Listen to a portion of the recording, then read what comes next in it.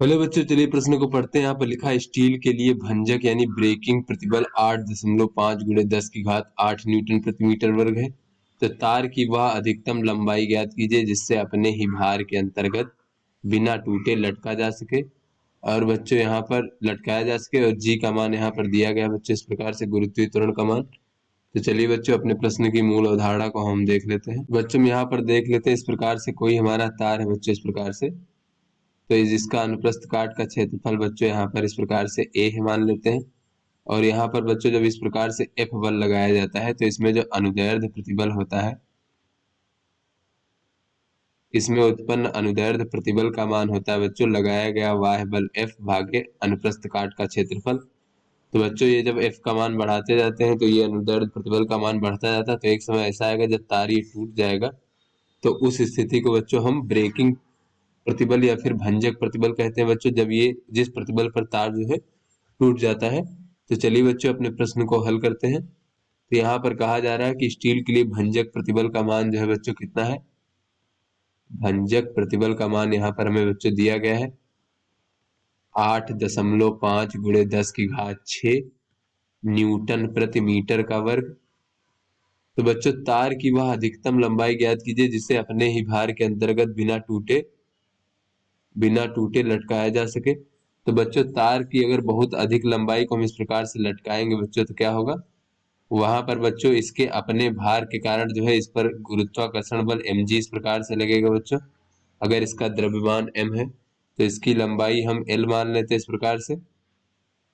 तो बच्चों अगर ये अपने भार से ना टूटे और अधिकतम लंबाई हो तो क्या होना चाहिए बच्चों, इसके द्रव्यमान के कारण जो है यहाँ पर अगर इसका हम अनुप्रस्थ काट का क्षेत्रफल a मान लेते हैं इस प्रकार से, तो द्रव्यमान के कारण जो यहाँ पर बच्चों उत्पन्न हो रहा प्रतिबल उसका मान जो है भंजक प्रतिबल से कम होना चाहिए। तो बच्चों प्रतिबल कितना हो जाएगा, ये गुरुत्वाकर्षण बल mg भागे बच्चों अनुप्रस्थ काट का क्षेत्रफल a, इसका मान जो है बच्चों कम होना चाहिए, किससे कम या बराबर होना चाहिए, किससे बच्चों भंजक प्रतिबल के, इस प्रकार से। तो बच्चों यहाँ पर अगर हम स्टील का जो घनत्व है बच्चों, स्टील का घनत्व अगर हम रो मान ले बच्चों इस प्रकार से, तो यहाँ पर घनत्व बराबर होता है द्रव्यमान बटे आयतन। बच्चों यहाँ पर हम देख लेते हैं घनत्व बराबर होता है यानी रो बराबर द्रव्यमान बटे आयतन। तो आयतन कितना हो जाएगा बच्चों, इसका अनुप्रस्थ काट का क्षेत्रफल और गुणे लंबाई। तो यहाँ से बच्चों अगर हम m भागे a का मान देखें तो ये कितना हो जाएगा, ये हो जाएगा रो गुणे l इस प्रकार से। तो बच्चों m भागे a की जगह हम रो गुणे l लिख सकते हैं। तो ये हो जाएगा हमारा रो l और g, इसका मान किससे छोटा होना चाहिए बच्चों, भंजक प्रतिबल जो कि है 8.5 गुणे 10 की घात 6 न्यूटन प्रति मीटर वर्ग बच्चों इस प्रकार से। तो यहाँ से बच्चों L का मान देखें तो ये इस प्रकार से हो जाएगा हमारा 8.5 गुणे 10 की घात 6 और भागे बच्चों G और रो आ जाएगा। तो G का मान 10 न्यूटन प्रति मीटर वर्ग दिया है।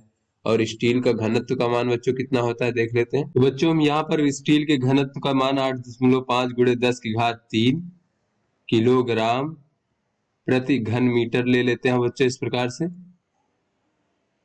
तो यहाँ पर बच्चों जब रो का मान यहाँ पर हम रख देंगे 8.5 गुणे 10 की घात 3, तो बच्चों ये 8.5 से 8.5 कट जाएगा और ये बचेगा हमारा बच्चों जो लंबाई है वो छोटा होना चाहिए, किससे बच्चों 10 की घात 4 ऊपर जाएगा तो ये बचेगा बच्चों 10 की घात 2 यानी कि 100 मीटर।